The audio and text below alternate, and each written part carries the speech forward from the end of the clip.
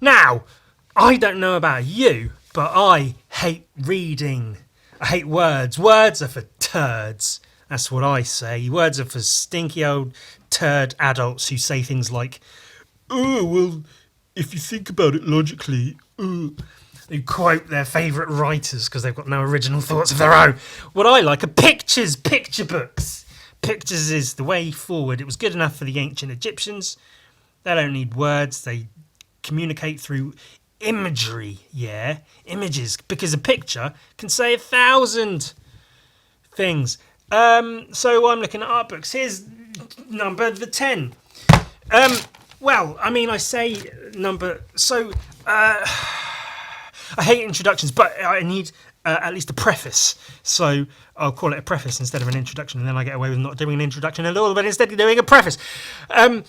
These are my personal top 10 art books or books containing artwork of this past year. Not all of them were necessarily released this year, so it's not the top 10 art books that were released in 2022. It's my personal list of top 10 books with art in that I've enjoyed this year. Some of them are older ones that I've looked back on quite a few times. Some of them are newer ones. This is one of them, a more recent acquisition, not a more recent book necessarily. The Birth of Rockin Jellybean. Rockin Jellybean is, especially in like the I don't know, pop culture, lowbrow art, illustration, street art world, is a bit of a legend.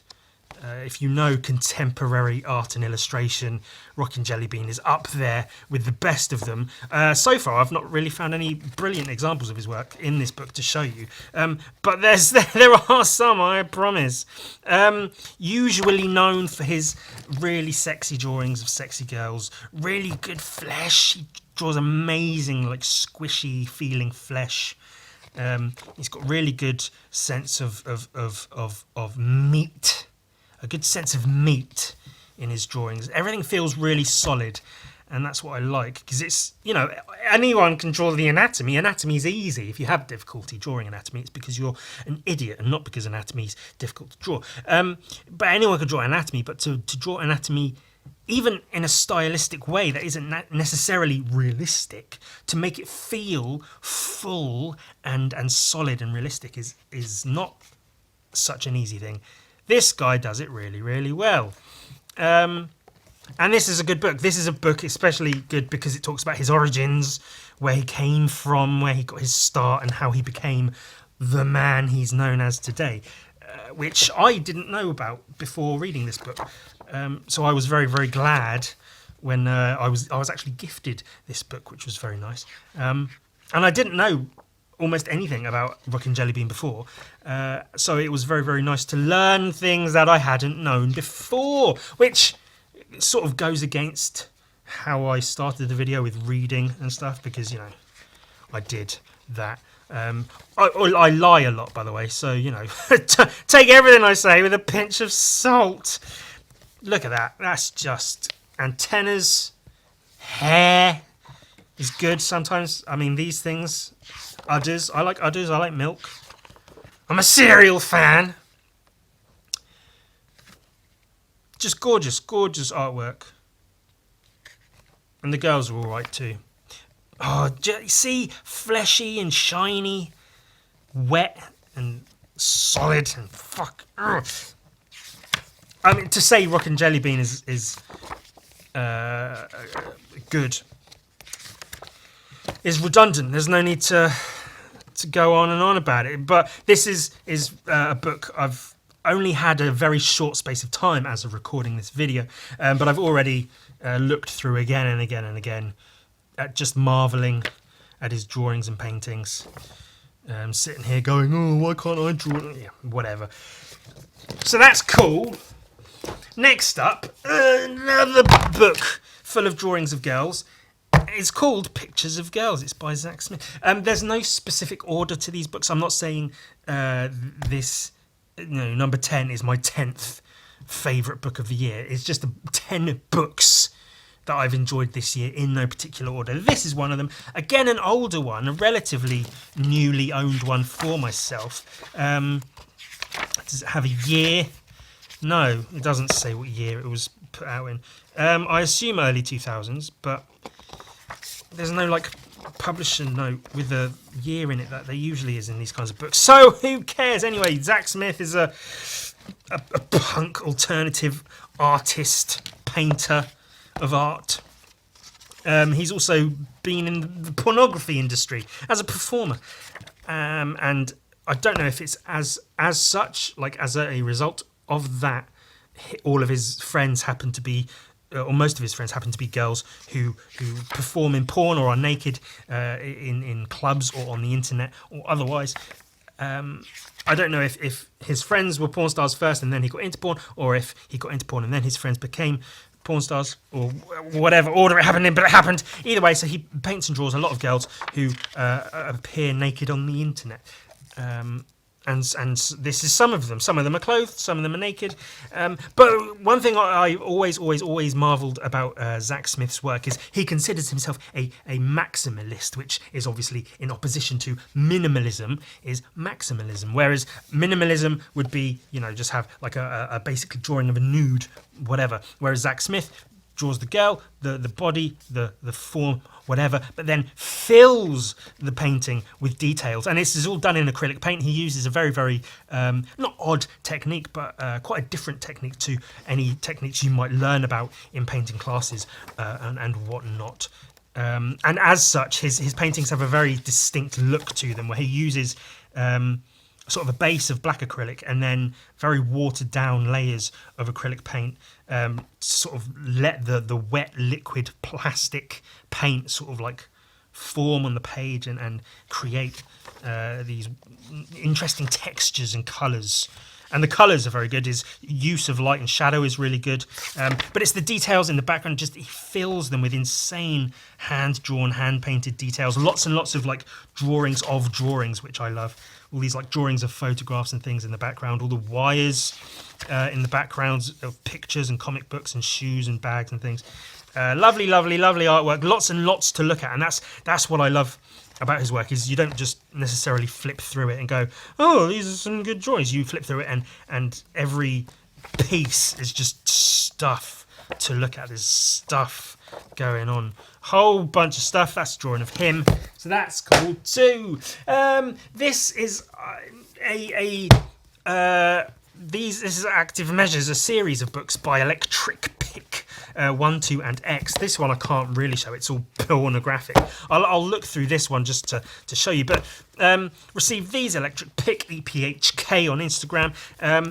I'd say a runner-up to a new Rockin Jelly Bean in terms of, especially when you see his girl paintings. Look at that. Look at bloody that. Very, very good flesh. Really, really nice flesh he paints and draws on his girls, and I love the predicaments, the situations he paints his girls in. It's very rarely just like a girl reclined on a couch. He does other things as well. Look at that, nice, weird armor and samurai swords and squids and shit. Oh, cool. Girls with guns doing some kind of bank heist or something. That's really good. It's really good as like a picture, but when you think about like that's a drawing, and the angles on the bodies and the weapons and everything it's not an easy angle to draw, and it's really well drawn and it feels solid and sexy. But also this book, as these books do, it's like a collection. These are really good art books. It's not just a bunch of drawings of girls. There's some comics about this floating house. There's a weird fucking monster in a city and a giant girl battling the monster. The monster design's cool. The cities are good. His cities, he's really good at drawing blocks. Like even that little takeaway box is really, really good, solid feel to it. Stuff like this, the funny little robots he draws. Oh, he's reading a book. I love the cutaways he does. He does quite a few of those in some of his artwork. Really, really cool, interesting details, funny little characters, all drawn really well and really solid. The solidity is something I feel I don't necessarily achieve in a lot of my artwork, and it's something like Electric Pick really gets in his other little comics. This whole book, it's like a collection of different little snippets of stories and random artwork and paintings and drawings. That's really, really nice, like hand painted bit of a comic, really good composition. Space and monsters and aliens and shit. Cool, cool, cool. And then there's this little comic about like a little robot, and it's on like an assembly line and it falls off and it's, you know, doing whatever it's doing, and it speaks in binary code, which is really cool. I'm wondering if it would be worth sitting and seeing if this is actual binary code, because I know he did another comic called Marth Valis, and there's a language he used in that which is all made up, because it's essentially a silent comic, but any text that is in that comic is like a made up Martian language. So I'm wondering if this is, he just put random ones and zeros, or if he actually used binary code to write words and expressions. Either could be true. Really fun little comic, really decent artwork. Again, books that I've just looked through again and again and again. Several of them. They're all bloody good. As I say, this one especially gets very raunchy. So if you're into that, that's cool. Lots and lots of books about girls, I guess, and more. Is it a bit self-congratulatory to show off my own art book in a list of top 10 art books of the year? Maybe. But I was really happy. This is my book, But Vember, the collected ballpoint drawings of butts, an entire book of drawings of butts. You can say it's a gimmick, which it kind of is, but you know, But Vember is what it is. Look it up on Instagram, I guess. I was happy to get this book out there. I collected years and years of drawings of bums, put them all into a book, and I was really happy with the results. And it sold out, so if you want a copy, tough titters, tough asses. Look at all the bums, they're great. They're all based on real people, so that's nice to see too. See, this is where I draw like a bum and call it a day, whereas someone like Zach Smith draws a bum and then draws the entire environment around the bum. He either invents stuff to go around it or he draws what's actually around it. Look, these are stickers that got made. That's cool. And then that's a drawing of the sticker on the girl's bum who modelled for the sticker. And then it's a drawing, and this is a drawing of stickers of drawings. It's meta is what it is. So that's it's a whole book of drawings of bums. That's, you know, you get the idea. Oh look, that was painted like that and then inverted, and then it looks like that. So yeah, maybe it's a little bit wanky to show off my own art book, but it's an art book I was really proud of. It's one I look through again and again because I'm good. Shut up. This is Sketch by Katsuya Terada, which is a very, very horrific English way of pronouncing his name. I assume it's like Terada Katsuya or something like that if you're Japanese or whatever. This, I saw it in a shop unexpectedly. I just saw this. I didn't know of the guy. I'd probably seen his work but not really thought much about it. I saw the word sketch on the spine and I thought, ooh, what's that? Let me pick it up and have a look. And it's just that. I was amazed straight away looking through it. Just page after page after page of these sketches and drawings. Some of them could be, you know, tiny little doodles in the corner of a sketchbook. Some of them are more sort of like thought out finished pieces, Vikings and shit. All of them just really good and really imaginative. It's not just, you know, a drawing of a head, a drawing of a girl, a drawing of a monkey or a bear. There's all stuff going on. There's real creativity and imagination in almost every page, and there's a lot of goddamn pages to this thing. Another one that I can spend hours and hours looking through this one single book, let alone, you know, all the other books I've been looking at. So this is marvelous in that respect. Gotta love it for that. But definitely one that you know, I look through and it makes me think I need to be more creative and imaginative with my drawings. Like, it's cool drawing a whole book of bums, but then you could be drawing people with weird monster friends and fucking weird space helmets going, all kinds of stuff, and just copy this artwork and then pass it off as your own and say that you're creative when really you might not. But look at that. That's bloody good, isn't it? Cool. Good old Katsuya Terada. Great. Comic books are also art books. I consider comic books art books. I consider a good selection of comic books to be in my top pantheon of favourite art books, because they're books full of artwork, which I feel sometimes gets lost in the medium. You know, you can read a comic book really relatively quickly. You can read this entire graphic novel in probably an hour or less. But each page has taken at least a day, maybe days of work to draw every single page. So to flip through and read the thing, just the words, and you know, figure out what the story is fine, cool, whatever.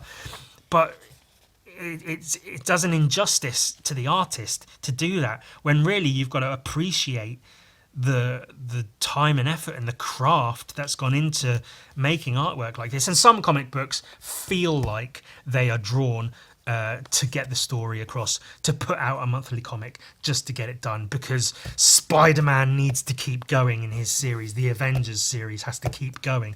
But then certain comic books, usually the more independent ones put out by more independent publishers, they really do have more art to them.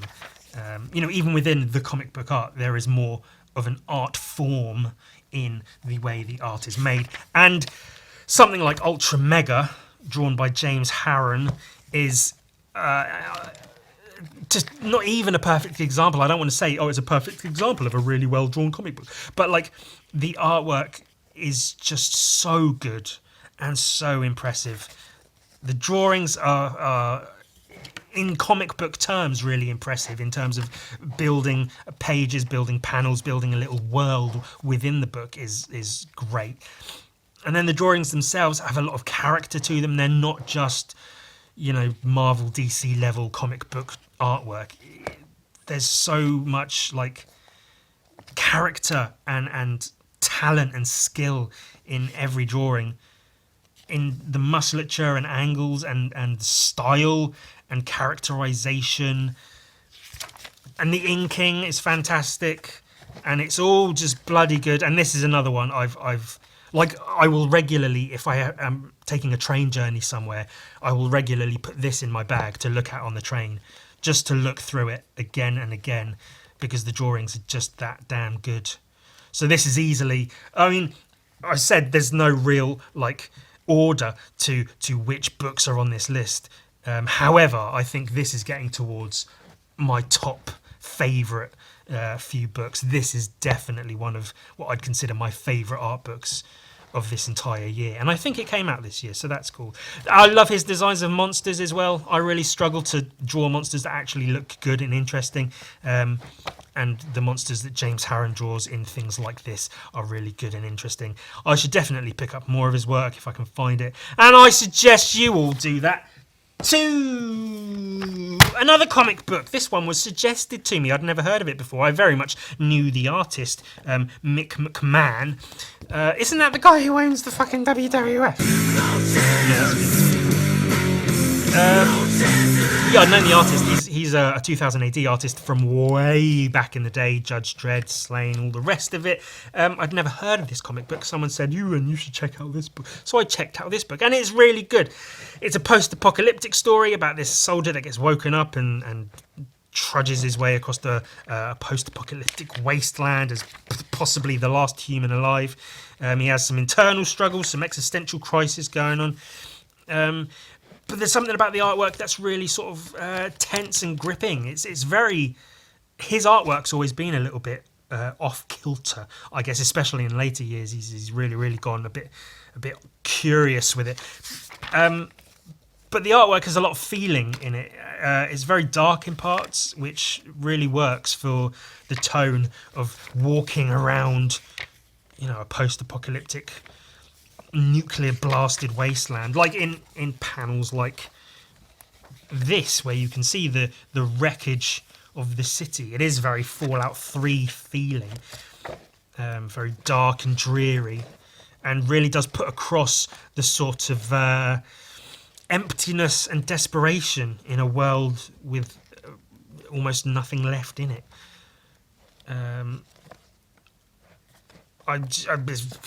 yeah, that's so. Then that and that. There you go. I was looking for something that had like a good example of what I'm talking about. Scenes like this, broken down machinery, rubble, skeletons.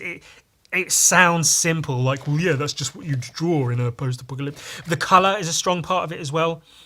Purples and reds, which are, normally if you're drawing an outdoor scene, it's very rare that you'd have purples and reds for trees and skies. But again, for this blasted radioactive wasteland, it's a really good way of putting that across. There's some, sort of commentary, political, social stuff in there, talking about the people responsible for this happening. And there is this is another one of the few books I've actually read because I thought it would be worthwhile to get an idea of the story, and it is worthwhile. It's a good story, good comic, good artwork, cool drawings. There's some cool cover drawings at the back. The tone of the book is good overall, and where, god damn it, there, drawings like that, that's a really good drawing. That's a really solid piece of inking, piece of drawing, composition, just the shape and character in that drawing. The line work's really nice. I like that one. From comic books to comic books.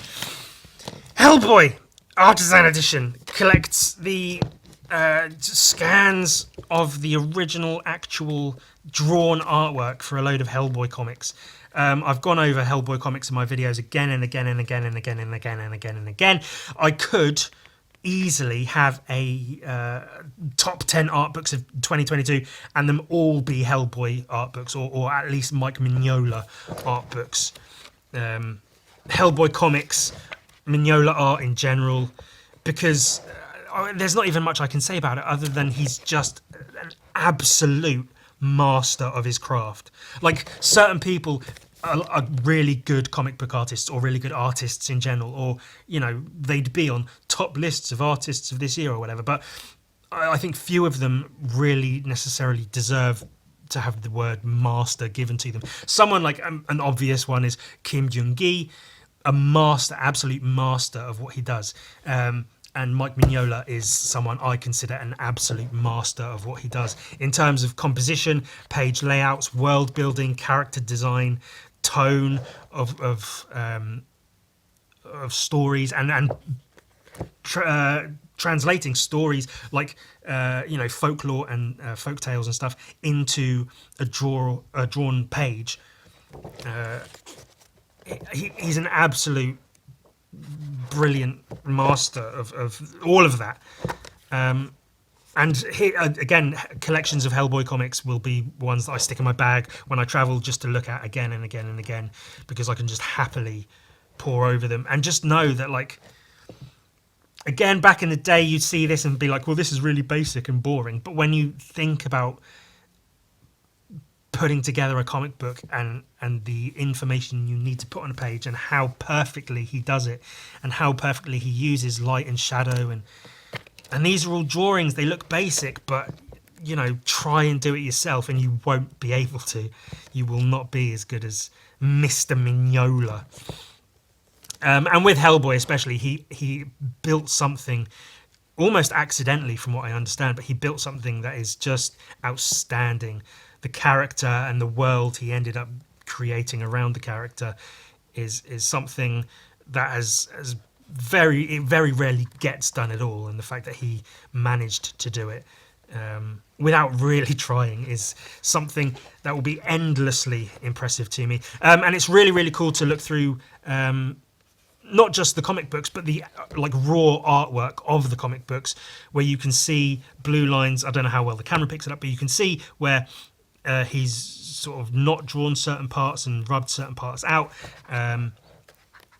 and you can get more of a sense of the creation of the page rather than just looking at it going, this is a cool looking comic book. You really get a sense of a person sitting down and drawing all of this. And I like it as well because this one has Hellboy in Hell, which is basically the last Hellboy comics ever drawn by Mignola, and it's also got some of his very first ones. So it's cool to see and the evolution of not just Hellboy as the character, but the evolution of Mike Mignola as an artist, and where he went from and or with and to. That's cool. Hey, Mike Mignola's cool. Let's put 2 books of his on my list right next to each other. This is the Quarantine Sketchbook. During quarantine of, the whole COVID thing, he did a whole bunch of drawings, and this is some of them. They all got auctioned off for charity, which is cool, I guess, if you're into that. All just single drawings, or mostly single drawings of single characters, and all of them just a bunch of fun little drawings of some characters flying monkeys from The Wizard of Oz, the Tin Man, a silly little funnel on his head, more flying monkeys, or I guess apes technically, but either way, there's a little Hellboy in here and there, some fish people, a really good mix of like pop culture characters, comic book characters, and just weird like mythological creatures, harpies and lizards in top hats. Is that like from Alice in Wonderland? The lizard with a ladder? Bill the lizard. What we need is a lizard with a ladder. Cool, like odd mystical drawings. Some of them have what appear to have meaning to them, some don't. They're all just good drawings, which is why I'm happy to look through a book of good drawing. I could look through books of good drawings for days and days and days. See, if I read a book, I can read for a couple of hours and then go, yeah, I'm done. If that, these days. What with phones ruining our attention span and everything. But drawings, I can happily spend a full day just looking at drawings, because I'm stupid and words irritate me. But what's not to love about drawings? Every one of these was crafted by a person, and there's something really special about that. And speaking of something really special about that, this again. Oh God, they're all falling off where I'm putting them. Not necessarily. No numbered list 10 to 1 to worst to best, but I consider this to be my favourite art book of the year. Is Lobster Robin's Seek and Find, independently produced art book. I've gushed over this a bunch already, and I'll do it again because I love it. I love it. In terms of art, like I say, the Electric Pix, his art books are really, really good, really impressive as art books, because it's not just a bunch of paintings in an art book. It's a bunch of other things. It's comics and paintings and drawings and this is that too. Not comics, but photos of his street art, graffiti, sketches, canvas paintings. Is a really, really good mix of artwork in here. And I like to see that. And especially from, graffiti / street artists, if they put out books, it's not always, but quite often, just photos of walls they've painted, which is cool. That's the artwork they do. But you want to see some of the behind the scenes and what goes into painting walls.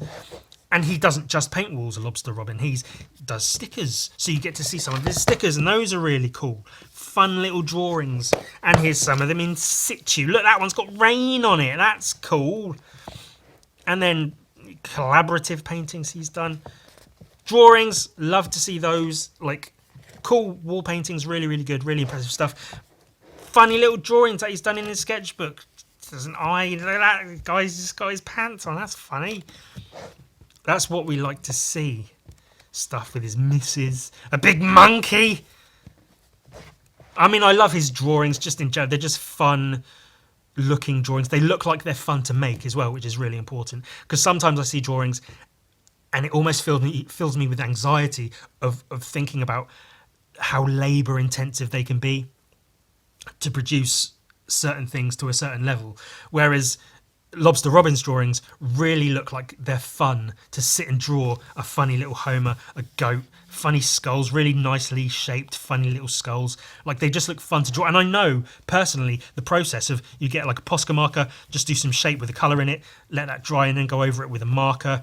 And it's a really nice effect with a cool result, and it's fun to do. And that's what's good to see, is drawings that were clearly fun to make. And likewise with the paintings. I can only assume he enjoys doing these paintings because he does so fucking many of them.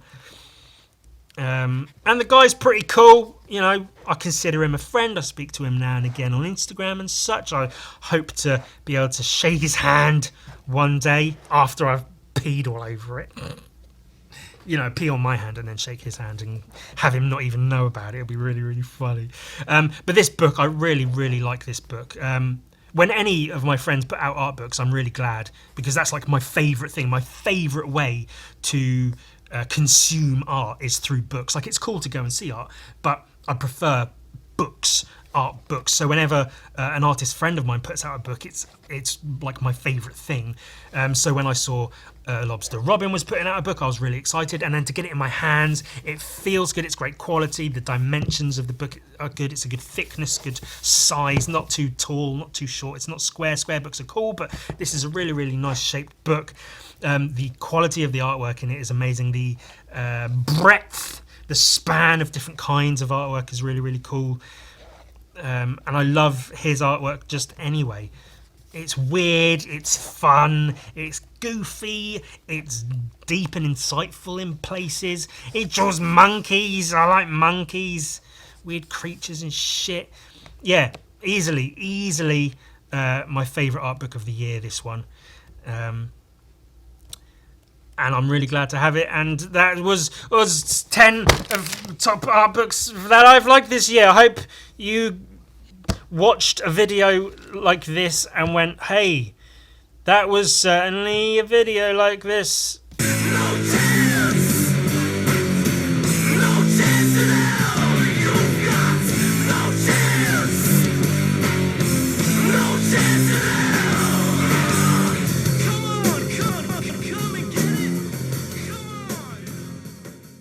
Speaking of art books, this is my latest little art book that I've put out that finally got printed correctly by the printers who misprinted it originally. It's called Black Ink. It's about 80 pages of just black and white drawings that I've done over the years. Look, it even says, please enjoy this collection of some of my favourite black and white drawings I've made over the last few years. Some of them more recent, some of them really, really old, but it's just black ink drawings. Hey, Leatherface, a whole bunch of Leatherface drawings. There's some tits in there if you like that stuff. Some funny comic book drawings, characters you might know and love. Some you might not. Look, he's just fallen off his chair. Yeah, rough sketches of the Hulk and like, Ultraman. Is that his name? I don't know.